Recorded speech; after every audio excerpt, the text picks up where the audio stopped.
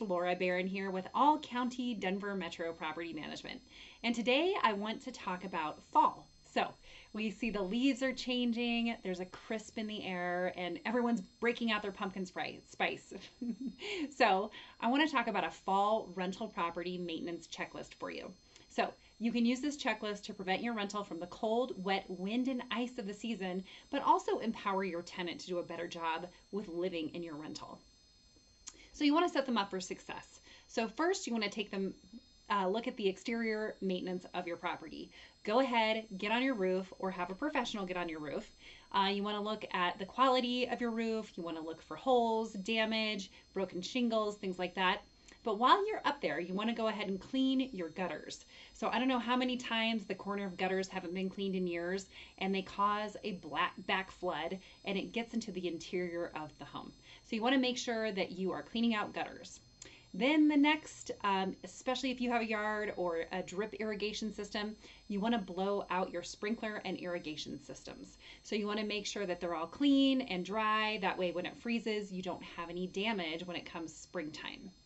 The other thing you want to do is, especially if there is a really big chill in the air, if you have a freeze, you want to go ahead and detach your hose from spigots.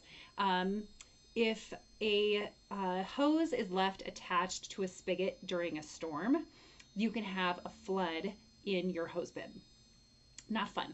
So the other thing you want to do is empower your tenant to remove snow. And how do you do that? So you leave them with a shovel, and sometimes you leave them with some ice or with some salt to melt the ice. And the other thing you want to do is if you, it's not the tenant's responsibility for snow shoveling, you want to go ahead and enable that service and go ahead and secure snow removal services. Because as I know, I own a property management company. Once those snow removal services are booked up, they're booked up. So go ahead and secure it now. Then for landscaping, so some of you know that I really love yards. I love a nice green lawn. I love nice trimmed hedges. I love greenery that's flourishing. So in order to take care of it for spring, you want to fertilize your grass and you want to go ahead and mulch around your landscape bushes.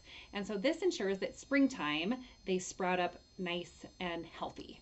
And then the other thing you want to do is definitely trim trees, trim bushes, things like that. Once we get that first wet, heavy snow, your branches and your shrubs tend to break and they wilt under the snow. So the other thing you want to do is check drainage in your yard.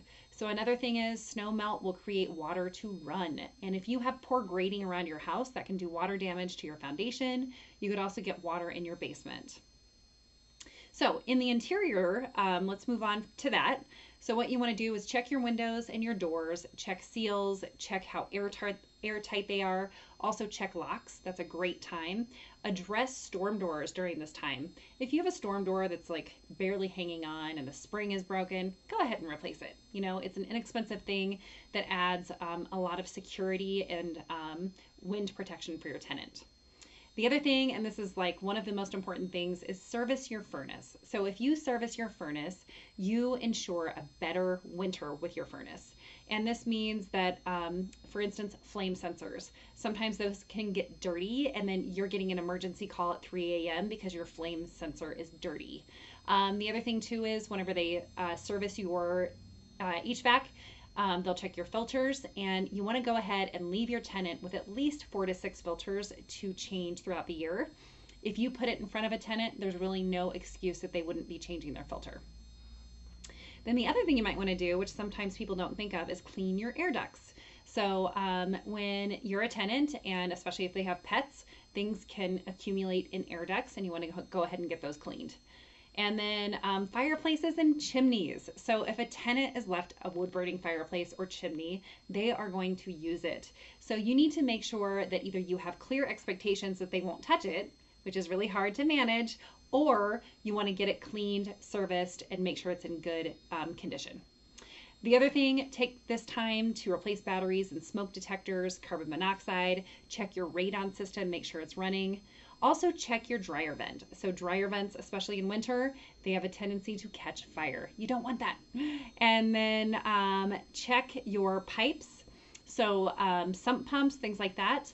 If you have a basement, you want to go ahead and wrap pipes if you have a chilly basement, and you want to make sure that your sump pump is functioning and that everything is flowing the right way. Then last and not least, if you want to add insulation, this is a great time. You can add insulation to attics and basements, and it keeps those energy bills down.